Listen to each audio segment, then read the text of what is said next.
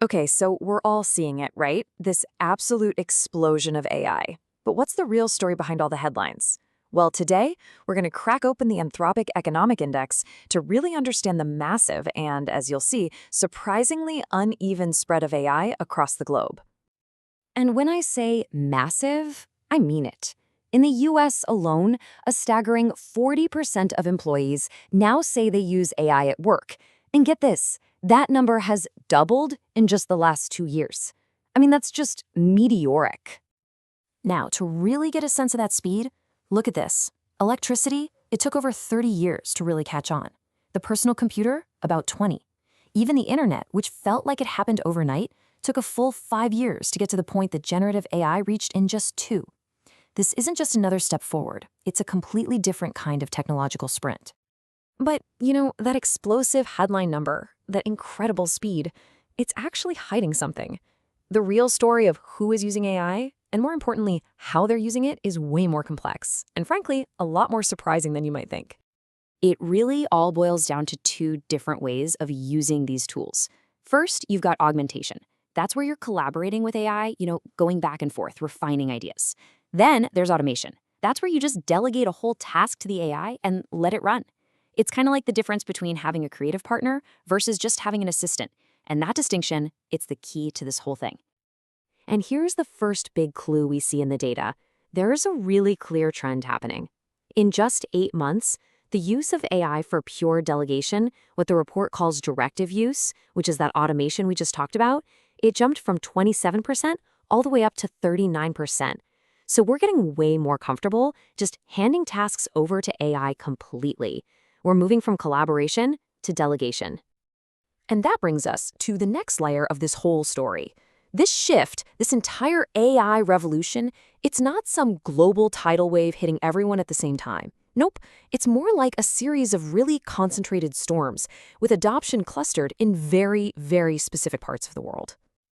So, to map this out fairly, we're going to use a really simple tool from the report. It's called the Anthropic AI Usage Index, or AUI for short. All it does is compare a country's share of AI use to its share of the world's working age population. So if the index is over 1, it just means they're punching above their weight in AI adoption. Simple as that. And wow, when you lay it out like this, the divide is just crystal clear. AI usage is super concentrated in these leading economies like Israel and Singapore. And then you have this huge group of emerging countries, think India, Nigeria, where AI use is way, way below what you'd expect just based on their population. A really stark geographic pattern is taking shape. And the report just spells it out for us. There's this strong, undeniable link between how wealthy a country is and how much it's adopting AI. For every 1% jump in a country's GDP per person, you see about a 0.7% increase in AI usage. So yeah, it seems money and technology still go hand in hand. Okay, so right about now, you're probably thinking, got it. Rich countries use AI, poor countries don't. But hold on, because this is where the entire story kind of flips on its head.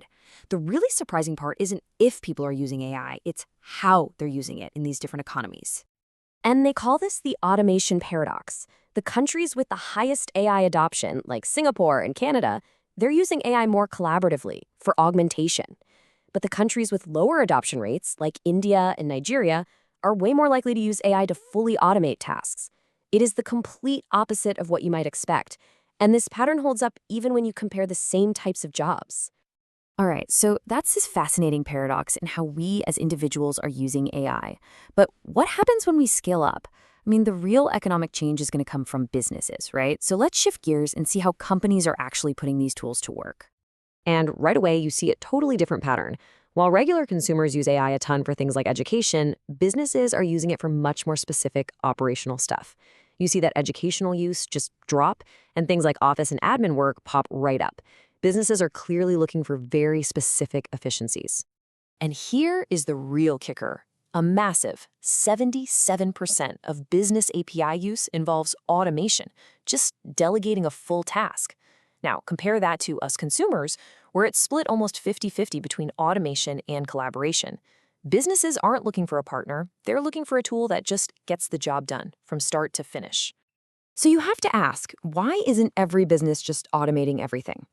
Well, this right here is the biggest barrier, the context bottleneck. See, the AI is often smart enough to do the job, but it's pretty useless without the right background info. A company's ability to do cool, sophisticated stuff with AI is totally limited by its ability to gather up and organize all the data that the AI needs to be fed. So let's put all the pieces together. The story of early AI adoption is one of really sharp contrasts. First, it's concentrated in rich countries, but then those same countries use it more for collaboration. Businesses are going all in on automation, but they're being held back by their own data. It's a really complex, uneven dawn for this new technological age. And all of this brings us to the final, crucial question that's just hanging over all this data. Are we looking at the birth of a tool that's going to help close the gap between the world's economies? Or are these early patterns, this concentration of wealth and use, the first signs that AI is actually going to create an even more divided world of haves and have-nots? The data doesn't have the answer for us yet, but it sure tells us what we need to be watching.